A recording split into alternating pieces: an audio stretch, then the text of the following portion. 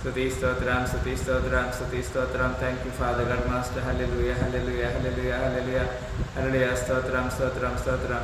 హల్లెలూయా. ప్రేమగల తండ్రి, మీ అపారమైన ఉచిత కృపను బట్టి వందనాలు, స్తుతులు, స్తోత్రం తెలియజేస్తున్నా. సాయంకాల సమయంలో ఏర్పరచబడిన సాహసాన్ని దీవించండి. ఇప్పుడు జ్ఞాపకం మనం దగ్గర వినామని అనిపిస్తుంది. మా ప్రభుత్వ రక్షకుడు యేసుక్రీస్తు సర్వశ్రేష్ఠమైన నామములో మిగిలినంత వేడుకను స్తుతించి ఈ స్తుతి ప్రార్థన సమర్పణ చేస్తున్నాం తండ్రి. ఆమేన్, ఆమేన్, ఆమేన్. హల్లెలూయా. ఈ సాయంకాల సమయంలో కూడి వచ్చిన ప్రతి వారిని దేవుడు వినాలుగా దీవించి ఆశీర్వదించిన గాక పిల్లరా.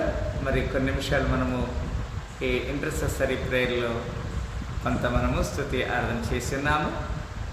ఈ దినమునకు ఏర్పాటు చేయబడిన లేఖన భాగాన్ని మనము చూస్తున్నట్లయితే కీర్తన గ్రంథము 15వ అధ్యాయము 5 వచనాలను మనము ధ్యానం చేయడానికి సిద్ధంగా ఉన్నాం. Let us all do spend some time in meditating the word which is from the Psalm chapter 15 verse 1 to 5. Let us meditate the scripture.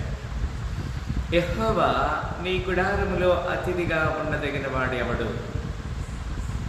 నీ పరిశుద్ధ పర్వతం మీద నివసింపదగిన వాడు ఎవడు? There are two questions to ask ourselves. మనము రెండు ప్రశ్నలు వేసుకోవాలి. ఒకటి, నీ గుడారములో అతిథిగా ఉండదగిన వాడు ఎవడు అంటాడు. అది మనము నిజమే. Lord, who shall abide in thy tabernacle? Who shall dwell in thy holy hill? God never permit everybody. Those people are peculiar. It is God's plan. God want to give the chance to entering into the tabernacle. There was a God's pre-plan and pre-destination.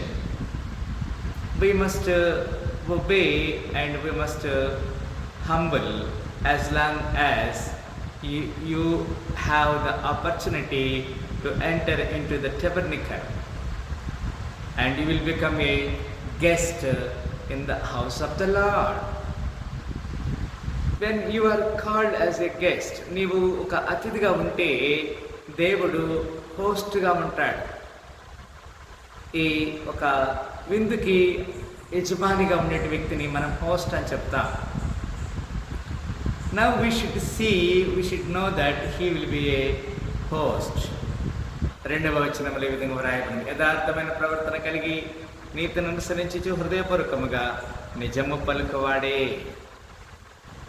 He that walketh uprightly and worketh righteousness and speaketh the truth in his heart. We must speak truth in the heart. As long as you must abide to speak truth, then you will be upright. God will accept your condition, your position, being as a guest in the house of the Lord. దేవుని ఇంట్లో మనము ఒక గెస్ట్గా ఉండటానికి దేవుడు మనకి అనుమతిస్తున్నాడు పిల్లారా. 3వ వచనం, అట్టివాడు నాలుకతో కొండెములాడాడు, తన చెలికానికి కీడు చేయడు, తన పొరుగు మన మీద నింద మోపడు. He that backeth not with his tongue, nor doeth evil to his neighbor, nor taketh up a reproach against his neighbor. There are certain conditions and certain uprightnesses, certain reasons God wants to, there shall be some qualities we must have.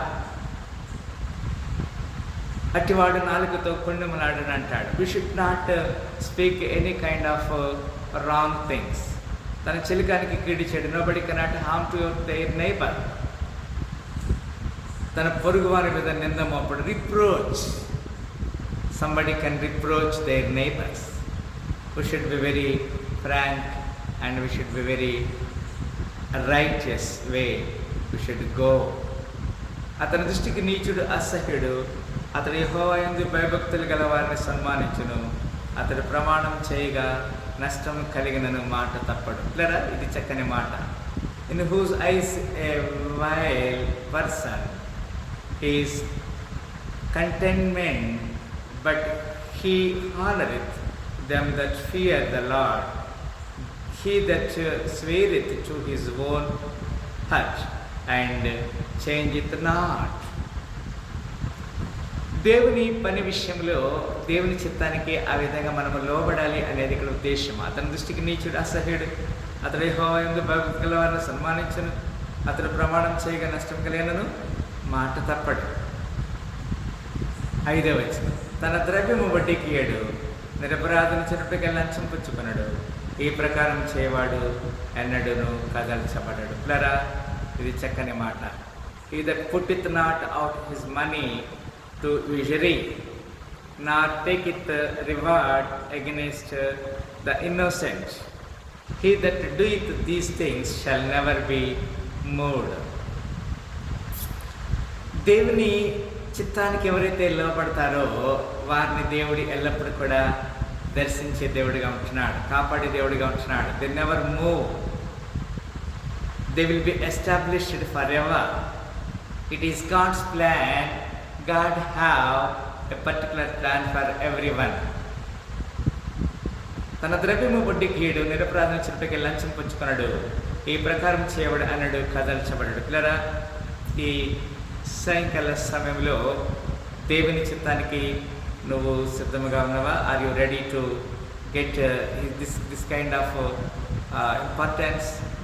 Then you will be a guest in the house of the Lord. నీ గుడారంలో అనగా దేవుని మందిరంలో మనం గెస్ట్లుగా ఉంటాం. God will give the opportunity, appointment to be as a guest in the house of the Lord. And he is host. He said, he is the host of the soldiers. He is the host of the armies. సైన్యములకు అధిపతిగా యెహోవా అని చెప్తున్నారు. ఈ సాయంకాల సమయంలో మళ్ళీ మనం సరి చేయబడటానికి దేవుడు ఇచ్చిన కృపను బట్టి నేను దేవుని నామమున కనపరుస్తున్నాను. Let us all pray together and we should seek his face and we will be guests in the house of the Lord. ఆ విధంగా దేవుడు నిండాలుగా దీవించి ఆశీర్వదించును గాక. దయచేసి కళ్ళు మూసుకుంటే ప్రార్థన చేస్తాం. స్తోత్రములు ప్రేమ గల తండ్రి, ఈ సాయంకాల సమయంలో మీరు ఏమాత్రం మాట్లాడినందుకు నీకు వందనాలు. నీ కృప సత్యం దర్శించి దీవించమని మనం తగ్గించుకొని మీ నామమున చేస్తాం. మా ప్రభుని ప్రియరక్షకుడైన యేసుక్రీస్తు వారి శ్రేష్ఠమైన నామములో మిక్కిలంతో వేడుకను సిద్ధించి ఈ సాయంకాల నైవేద్యం స్తుతి ఆరాధన యేసుక్రీస్తు పరిశుద్ధ పాదములకు సమర్పణ చేస్తున్నాము తండ్రి. ఆమేన్, ఆమేన్, ఆమేన్. మరి ఈ చక్కని ఆరాధనలో ఈ వాక్య ధ్యానంలో పాల్గొన్న ప్రతి బిడ్డని జరుగుతున్నారు దీవించి ఆశ్రయించిన గాక. మనం ఈ ఇంటర్సెసర్ పేర్లు పాల్గొన్న బిడ్డల్ని దేవుడు దీవించిన గాక.